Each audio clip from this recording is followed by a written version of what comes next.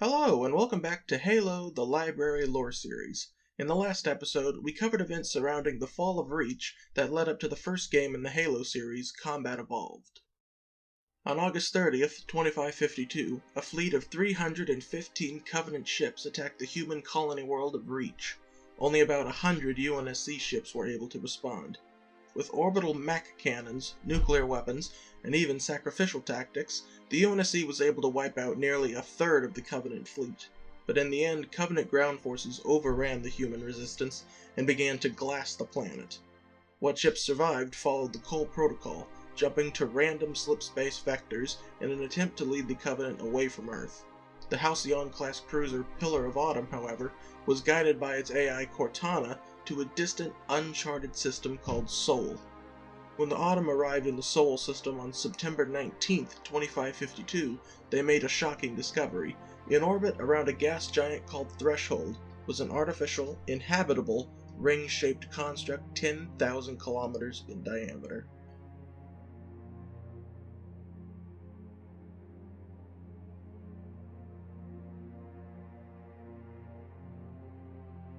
The Covenant had tracked the Pillar of Autumn all the way from Reach. Being faster than the human ship, the Covenant arrived at Sol first and secured the ring construct. When the Autumn arrived, they immediately launched waves upon waves of boarding craft. They did not utilize their capital ship's weaponry, as the fleet's superiors did not want to damage the ring. The Pillar of Autumn was boarded by Covenant troops and slowly cleared from the inside out. Jacob Keyes, the Autumn's captain, initiated Article 2 of the Cole Protocol. All of the ship's navigational data would be wiped, and all backups would be neutralized. The artificial intelligence installed in the ship, in this case Cortana, would be removed and transported to a safe location, or, if all else failed, terminated. As the troops aboard the Pillar of Autumn were facing hilariously overwhelming numbers of Covenant forces, Captain Keyes entrusted Cortana's safety to one man, Spartan 117, the Master Chief.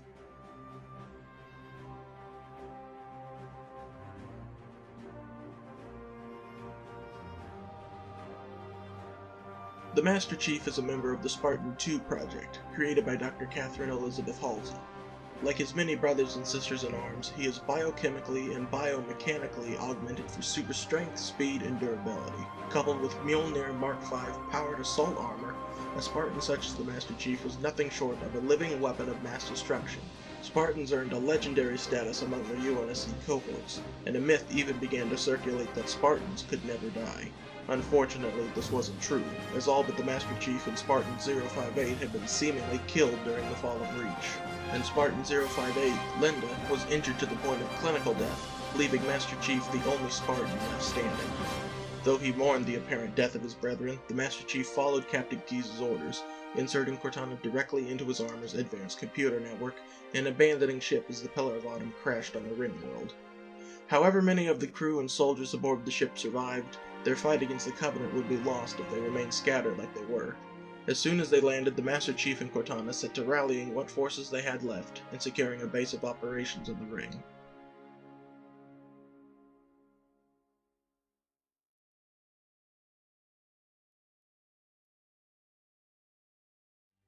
After departing the Autumn, a battalion of Orbital Drop Shock Troopers, or ODSTs, deployed to the ring in single-occupant pods. Falling through the atmosphere, the elite soldiers regrouped and assaulted a Covenant-occupied structure. Successfully taking it, the structure became the UNSC's base for future operations. When the Master Chief had finished rescuing scattered Marines, Cortana learned that Captain Keyes had been taken prisoner by the Covenant. He was being held on a Covenant ship called the Truth and Reconciliation. Whether as a trophy or to slowly beat the location of Earth out of him was unknown. The Master Chief and Marine Fire Team Charlie launched a raid on the ship to rescue Captain Keyes and were successful.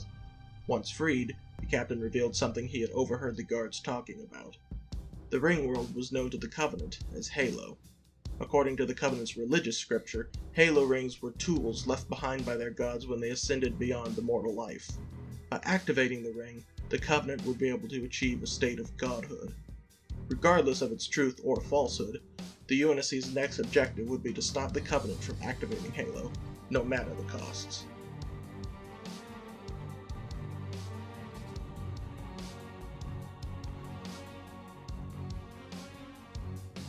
The UNSC launched an assault on a structure the Covenant called the Silent Cartographer.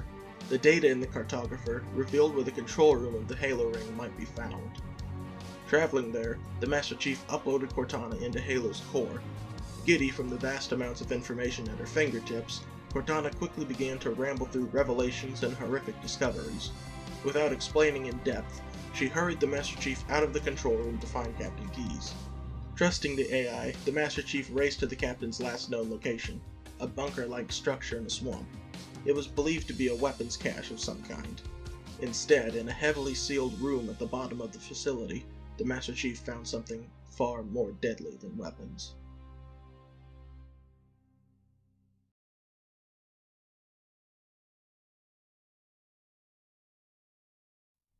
Sealed for untold millennia in the bowels of Halo, an ancient parasitic lifeform was now awakened, the Flood. From recordings, the Chief discovered that Captain Keyes and his squad had apparently been overrun and killed by the Flood, who were now spilling onto the surface. The Flood manipulated biological organisms into twisted combat forms meant to spread the infection to other lifeforms. It fed upon humans and Covenant alike, and rapidly spread across the surface of the ring. Before the Master Chief could plan his next move, he was contacted by an artificial intelligence construct called 343 Guilty Spark. It was the monitor of the Halo Ring, Installation 04, as he called it. His directive was to stop the Flood from spreading, using the Halo itself. It was, as Guilty Spark revealed, a tool used to kill the Flood. Retrieving the activation index from a Flood-infested facility called the Library, the Master Chief returned to the control room to activate the ring. But before he could do so, he was interrupted by a very unhappy Cortana, who informed him that the ring was not capable of killing the Flood, but rather its food source, every sentient life form in the galaxy. If activated, humanity and the Covenant, and any other thinking life in the galaxy, would become extinct. 343 Guilty Spark believed that the Master Chief had already been aware of that, however, and despite this mistake, he demanded the ring be activated. Cortana stole the activation codes from the index, preventing this, and the monitor turned on the pair. Fighting Covenant, Flood, and now Guilty Spark's Sentinel defense drones, the Master Chief and Cortana decided there was only one way to end the battle: destroy the Halo Ring. The self-destruct function on the crashed Pillar of Autumn would cause a big enough explosion to do the job, but they needed to find Captain Keyes, or at least the codes in his neural implants, to trigger the self-destruct sequence.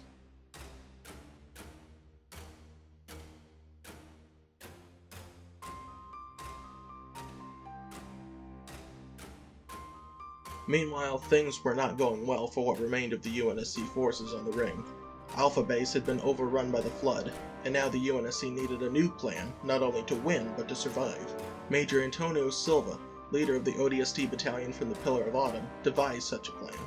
The cruiser Truth and Reconciliation had been disabled by the Flood. The Marines would board the ship, neutralize the Flood and Covenant aboard, and repair it so they could escape to Earth. However, it soon became clear that the Flood was far too dangerous to chance letting escape the ring and spread further. The Marines ultimately sabotaged the Truth and Reconciliation's controls, causing it to crash and burn on Halo. The Covenant, on the other hand, were in chaos. Feeling the Flood was a hellish enemy of their gods, they desperately fought to eradicate it. One ship, the Infinite Succor, went silent and was assumed contaminated. A special operations team led by the Sangheili named Ritas Vadume boarded the Succor, fought through its Flood-infected crew, and set it on a collision course with the Sun. Ritas Vadume, severely injured, was the only survivor.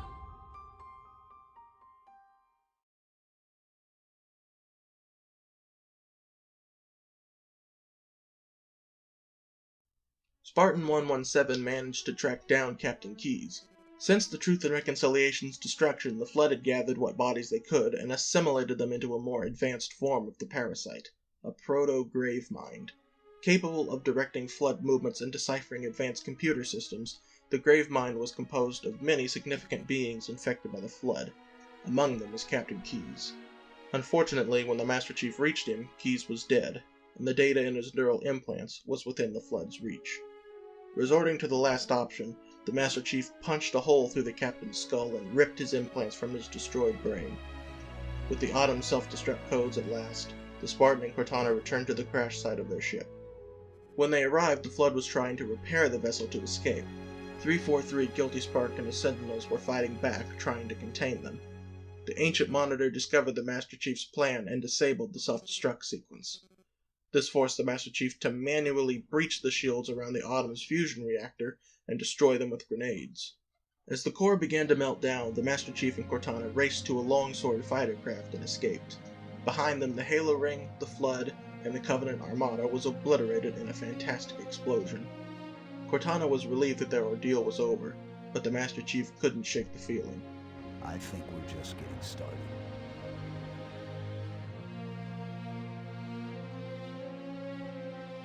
Alright everyone, that's where we're going to wrap up today. Thank you for watching. I hope you enjoyed this episode of Halo the Library.